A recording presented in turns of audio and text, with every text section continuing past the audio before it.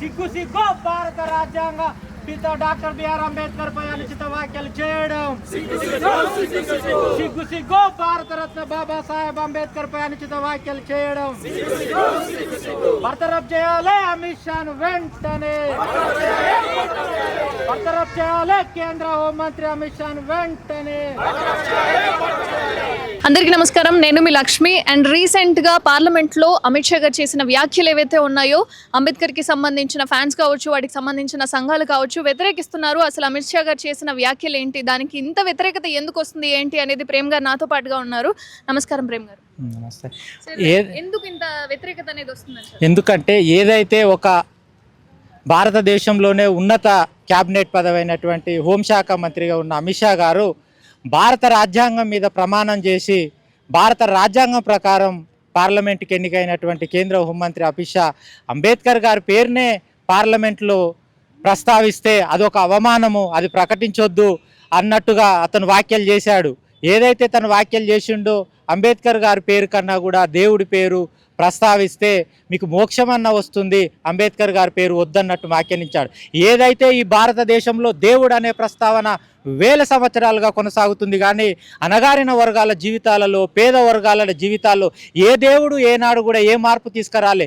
ఏదైతే బాబాసాహెబ్ అంబేద్కర్ రాజ్యాంగం రాసిన తర్వాతనే, రాజ్యాంగం అమలైన తర్వాతనే ఈ దేశానికి విముక్తి కలిగింది, అణగారిన వర్గాలకు విముక్తి కలిగింది.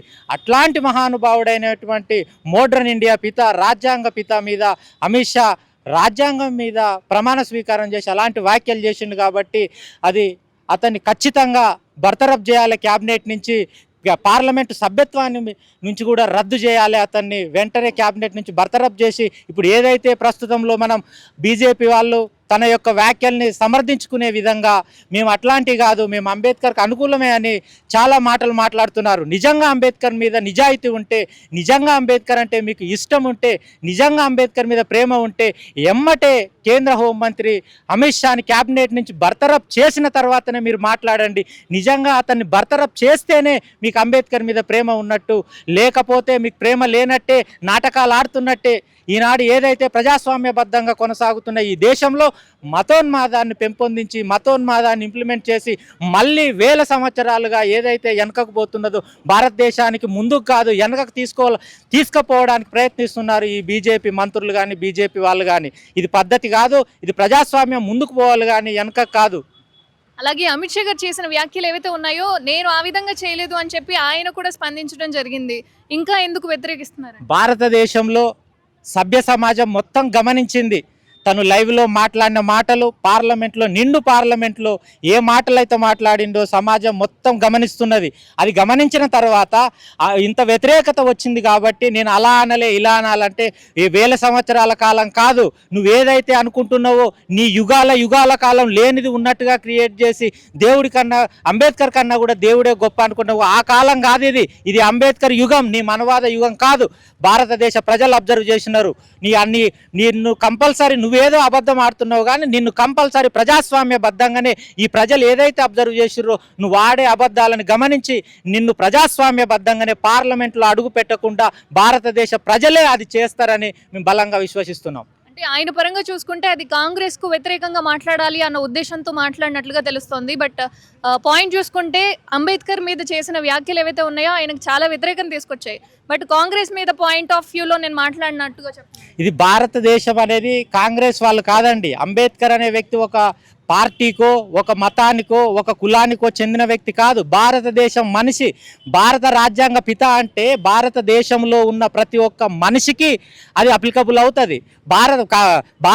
బీహార్ అంబేద్కర్ అంటే కాంగ్రెస్ మనిషి ఎలా అవుతాడండి? ఆయన దేశం మనిషి, దేశం కోసం కృషి చేసిన మనిషి, దేశం కోసం ప్రాణత్యాగం చేసిన మనిషి. దేశ ప్రజలు బాగుండాలా, ఆర్థికంగా, సామాజికంగా. మీరు అంతెందుకండి, 1955లో మొదటి పార్లమెంట్ అప్పుడు మహిళలు ఈ దేశంలో హింసపడుతున్నారు, వాళ్ళకు ఒక హక్కులు లేవు, ఒక గృహానికే పరిమితమైనారు, వాళ్ళు మనుషులే కాదు అనే విధంగా ఉంటే హిందూ కోడ్ బిల్లు అప్పుడు ఈ దేశంలో మరి మహిళలకు తెలుసా లేదా, కానీ హిందూ కోడ్ బిల్లుల కోసం ఏ ప్రధానమంత్రి కానీ ఏ మంత్రి కానీ రాజీనామా చేయలే. డాక్టర్ బిఆర్ అంబేద్కర్ ఏదైతే మహిళల అందరి కోసం, భారతదేశ మహిళల కోసం హిందూ కోడ్ బిల్లుని పార్లమెంటు వ్యతిరేకిస్తే, ఆనాటి మంత్రివర్గం వ్యతిరేకిస్తే, బాబాసాహెబ్ అంబేద్కర్ మహిళలకు స్వేచ్ఛ లేని ఈ పార్లమెంట్లో నేను ఉండను అనే రాజీనామా చేసి వెనకకు రావడం జరిగింది. అది ఎవరి కోసం చేసిండు? కాంగ్రెస్ పార్టీ కోసం చేసిండా? ఈ దేశం కోసం చేసిండా? ఈ దేశ మహిళల కోసం చేసిండా? అది అందరు గమనించాలా. ఈరోజు ఏదో అనేదైతే అని నిజస్వరూపం ఏదైతే అమిత్ షా పార్లమెంట్లో అన్నాడో అది వాళ్ళ నిజస్వరూపం. ఆ నిజస్వరూపాన్ని ఈ దేశ ప్రజలు వ్యతిరేకిస్తున్నారు. కాబట్టి నాటకీయ పరిణామాల మధ్యనే వాళ్ళు మేమనలే కాంగ్రెస్ మనిషి. అంబేద్కర్ని ఎప్పుడు కాంగ్రెస్ మనిషి కాలేదండి, కాంగ్రెస్ కోసం మాట్లాడలే. మరి నిజంగా కాంగ్రెస్ మనిషి అయితే హిందూ కోడ్ బిల్ అప్పుడు న్యాయశాఖ మంత్రిగా రాజీనామా ఎందుకు చేస్తాడు? చేయడు కదా. దేశ మనిషి, దేశం కోసం కృషి, భారతదేశ మహిళా విముక్తి కోసం చేసింది. కాబట్టి ఆయనను పార్టీ పరంగా చూడాల్సినంత వ్యక్తి కాదండి.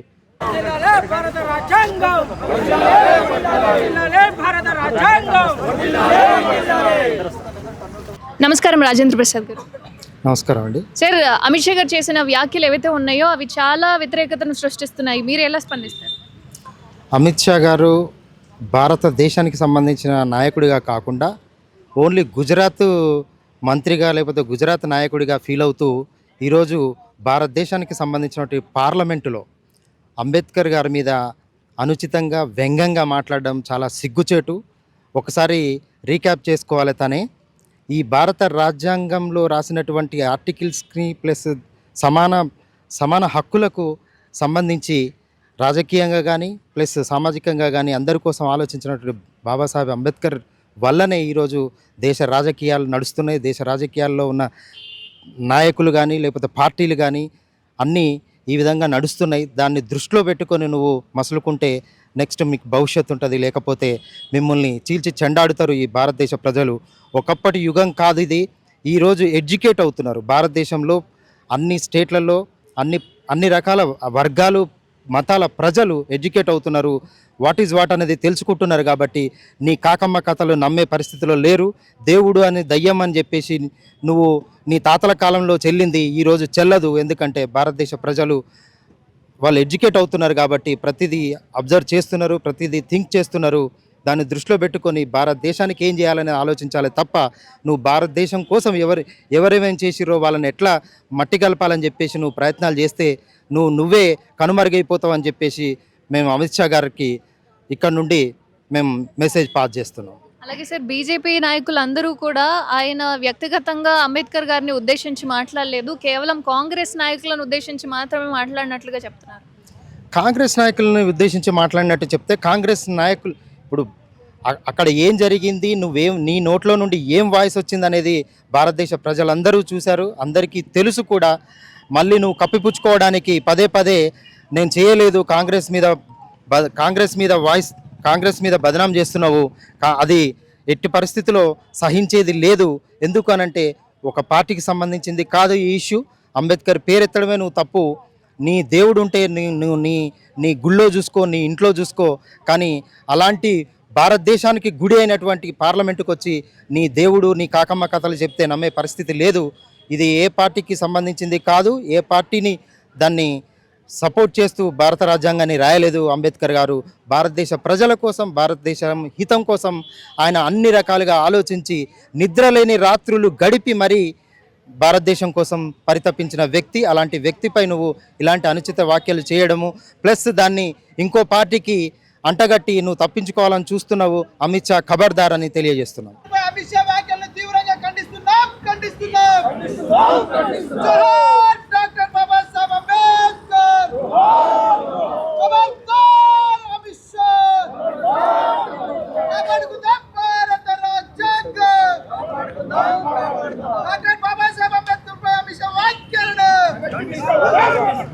అందరికీ నమస్కారం, నేను మీ లక్ష్మి.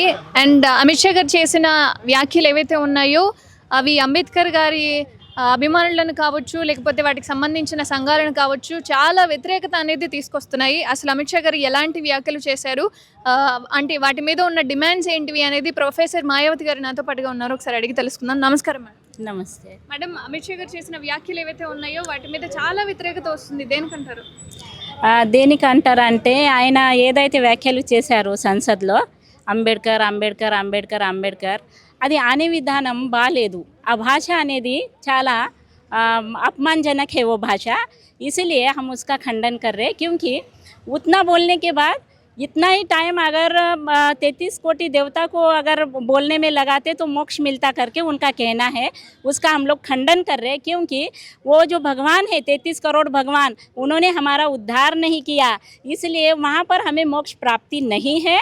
उन लोगों ने उलट 5000 सालों से हमारा शोषण किया और हम लोगों को एक जानवर की अवस्था में जीवन जीने के लिए अभिशप्त किया। हम लोगों को एक मृत समाज बनाया।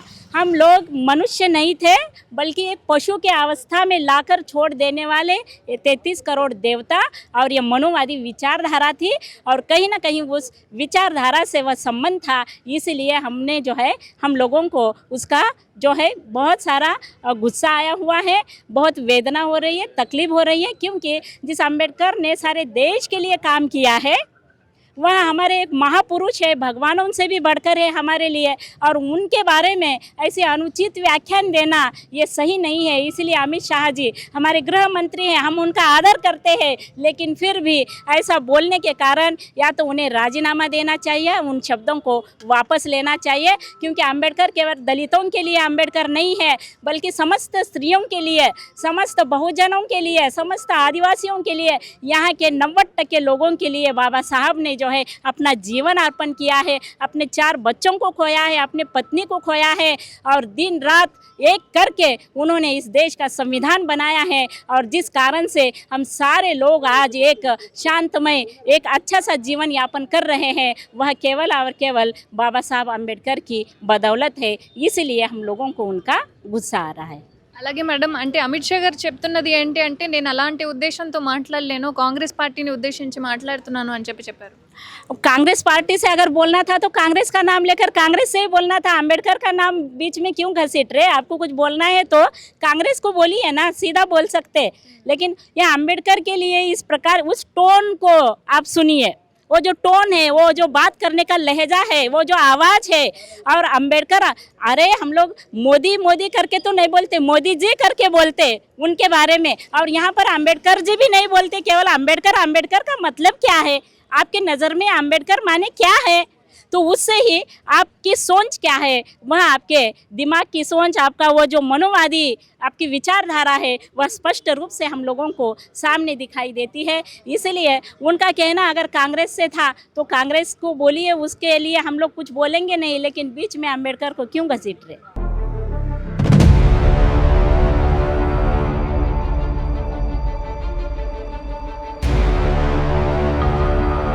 నమస్కారం డాక్టర్ ప్రేమ్ కుమార్ గారు. నమస్కారం. సార్, రీసెంట్గా పార్లమెంట్లో అమిత్ షా గారు చేసిన వ్యాఖ్యలు ఏవైతే ఉన్నాయో అవి పూర్తి వ్యతిరేకంగా ఉన్నాయి అంబేద్కర్ గారికి. సో మీరేమంటారు, ఎలా స్పందించాలి అనుకుంటున్నారు?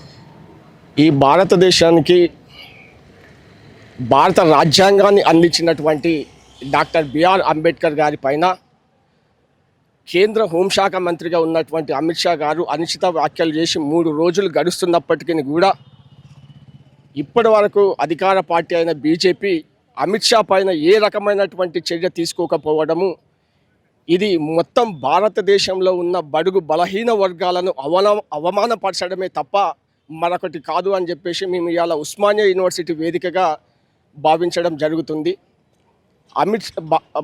బిఆర్ అంబేద్కర్ గారు ఏ ఒక్క కులానికో కాకుండా మహిళలకు కావచ్చు, గిరిజనులకు కావచ్చు, ఆదివాసీలకు కావచ్చు, బహుజనులకు కావచ్చు, అందరికీ అనుకూలంగా ఉండాలని చెప్పేసి ఆయన రాజ్యాంగాన్ని రాసి రాజ్యాంగం యొక్క ఫలాలను అందరికీ అందుకునేటటువంటి తరుణంలో ఈ జాతుల నుండి, ఈ నిమ్న జాతుల నుండి ఈ మధ్యకాలంలోనే యూనివర్సిటీలలో ఉన్నతమైన విద్యను అందుకుంటున్న తరుణంలో అమిత్ షా గారు దీన్ని చూసి ఓర్వలేక ఒక భారత రాజ్యాంగ నిర్మాత అయినటువంటి డాక్టర్ బిఆర్ అంబేద్కర్ గారి పైన చేసినటువంటి అనుచిత వ్యాఖ్యలను వెంటనే వెనక్కి తీసుకొని పార్లమెంటు సాక్షిగా వీలైనంత తొందరగా బిఆర్ అంబేద్కర్ గారికి క్షమాపణ చెప్పాలి.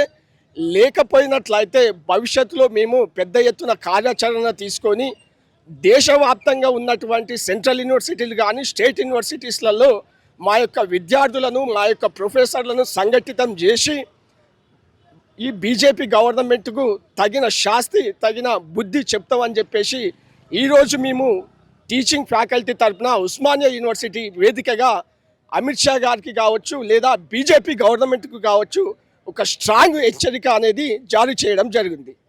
అంటే మళ్ళీ రిప్లై ఏం చేశారు అమిత్ షా గారు అంటే, నేను అంబేద్కర్ గారిని ఉద్దేశించి మాట్లాడలేదు, కేవలం కాంగ్రెస్ పార్టీ ఏదైతే అంబేద్కర్ గారిని అడ్డు పెట్టుకొని మరి ఏదైతే ప్రచారం చేస్తున్నారో వాళ్ళని ఉద్దేశించి మాత్రమే మాట్లాడాను అంట. ఇక్కడ కాంగ్రెస్ వాళ్ళది ఇక్కడ ఏం లేదు. మీరు పార్లమెంటును చూసుకున్నట్లయితే చాలా క్లియర్గా తెలుస్తున్నది. దీనిని తప్పించుకోవడానికి దేశంలో ఉన్న ప్రజలను అందరి వాయిస్ను అందరినీ తన వైపు తిప్పుకోవాలన్న ఒకే ఒక కారణంతో ఇది రెండు జాతీయ పార్టీల మధ్యన చిచ్చు పెట్టినట్లయితే జనరల్ పబ్లిక్ నుంచి జాతీయ పార్టీల మధ్యకి పోతుందని చెప్పేసి అమిత్ షా ఈ వంకర బుద్ధి చూపిస్తున్నాడు. కానీ ఇక్కడ కాంగ్రెస్ వాళ్లకు బిఆర్ అంబేద్కర్ గారికి ఎక్కడ కూడా ఏ రకమైనటువంటి విభేదాలు లేవు. ఇక్కడ కాంగ్రెస్ గవర్నమెంట్ మొదటి నుంచి కూడా అంబేద్కర్ గారిని అంటిపెట్టుకొని అంబేద్కర్ గారి ఆలోచన విధానానికి అనుకూలంగానే వారి యొక్క పరిపాలన కావచ్చు, వారు తీసుకునేటటువంటి రిఫార్మ్స్ కావచ్చు ఉన్నాయి. సో ఇక్కడ అమిత్ షా గారు తెలివిగా ఏదైతే రాహుల్ గాంధీ పైన కాంగ్రెస్ పైన నెట్టివేసి దీనిని చేతులు దులుపుకోవాలని చూస్తున్నాడో అది ముమ్మాటికి మరొక అవమానకరమైనటువంటి చర్య, మరొక తప్పిదమైనటువంటి చర్యనే అవుతుంది తప్ప ఆయన తన వాక్యాలను ఒకసారి ఇంటర్ప్రిట్ చేసుకోవాలి. మళ్ళొకసారి మిస్టేక్ చేసుకున్నట్లయితే అది ఇంకా పెద్ద సమస్య అవుతుంది. పెద్ద సమస్య అయి చినికి పెద్ద గాలివాన అయినట్లు ఈరోజు ఒక యూనివర్సిటీ నుంచి ఇంకొక యూనివర్సిటీ, ఒక జిల్లా నుంచి ఇంకొక జిల్లా, ఒక రాష్ట్రం నుంచి ఇంకొక రాష్ట్రంకి ఈ సమస్య పాకి దేశవ్యాప్త ఆందోళనలు జరుగుతాయి తప్ప అమిత్ షా గారికి ఇంకొక రకమైనటువంటిది కాదు. దీనిని ఈ మధ్యలో కాంగ్రెస్ ప్రభుత్వాన్ని తీసుకురావద్దు అని ఒక రకంగా విన్నపం చేసుకుంటేనే తను చేసినటువంటి వ్యాఖ్యలు ఏవైతే ఉన్నాయో అవి మొత్తం యావత్ భారతదేశాన్ని అవమానించేటటువంటి వ్యాఖ్యలు. ఈరోజు మనకు ప్రత్యక్ష ఎన్నికలు ఎందుకున్నాయి? ప్రజల చేత, ప్రజల కొరకు, ప్రజల అవసరాల కొరకు ఎన్నుకోబడినటువంటి అమిత్ షా గారు ఈరోజు మీరు మూడోసారి అధికారంలోకి వచ్చిన తర్వాత ఈ రకమైనటువంటి వ్యాఖ్యలు చేస్తున్నారంటే మీ బుద్ధి ఏంది, ఈ బడుగు బలహీన వర్గాల పైన మీ యొక్క పర్సెప్షన్ ఏందని చెప్పేసి చాలా క్లియర్గా అర్థమవుతున్నది. మీరు మూడోసారి అధికారంలోకి రావడానికి కేవలము ఉన్నత వర్గాలు కాకుండా అన్ని సబ్బండ వర్గాలు ఓట్లేసినందుకే మీరు ఈరోజు కేంద్ర హోంశాఖ మంత్రిగా ఉన్నారు. అది గుర్తుపెట్టుకోవాలి. మీరు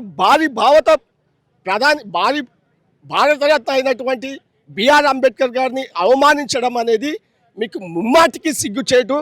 దీనిని ఇంకా ప్రొలాంగ్ చేయకుండా మీరు ఎంత తొందరగా వీలైతే అంత తొందరగా డాక్టర్ బిఆర్ అంబేద్కర్ గారి పైన చేసినటువంటి అనుచిత వ్యాఖ్యలను ఇమ్మీడియట్లీగా వెనక్కి తీసుకోవాలని చెప్పేసి ఉస్మానియా యూనివర్సిటీ వేదికగా మేము అమిత్ షా గారిని హెచ్చరిస్తున్నాం. Thank you sir. సిగ్గు భారత రాజ్యాంగ పిత డాక్టర్ బిఆర్ అంబేద్కర్ పై అనుచిత వ్యాఖ్యలు చేయడం, సిగ్గు భారతరత్న బాబాసాహెబ్ అంబేద్కర్ పై అనుచిత వ్యాఖ్యలు చేయడం, బర్తరఫ్ చేయాలి అమిత్ షాను వెంటనే, బర్తరఫ్ చేయాలి కేంద్ర హోంమంత్రి అమిత్ షాను వెంటనే. భారత రాజ్యాంగం, భారత రాజ్యాంగం. అమిత్ షా వ్యాఖ్యలను తీవ్రంగా ఖండిస్తున్నాం. జోహార్ డాక్టర్ బాబాసాహెబ్ అంబేద్కర్. అమిత్ షా కాపాడుకుందాం భారత రాజ్యాంగం. డాక్టర్ బాబాసాహెబ్ అంబేద్కర్ పై అమిత్ షా వ్యాఖ్యలను